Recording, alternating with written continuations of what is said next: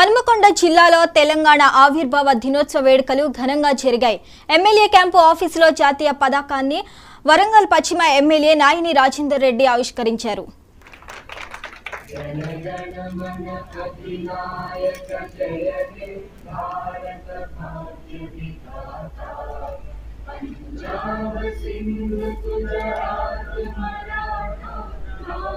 తెలంగాణ ఆవిర్భావ దిన సందర్భంగా రేపు ఉదయం 10:30కు టీ కన్వెన్షన్లో ఉద్యమకారులని అమరవీరుల కుటుంబాలని అందరి ఘనంగా సన్మానించాలని చెప్పి నిర్ణయించుకోవడం జరిగింది.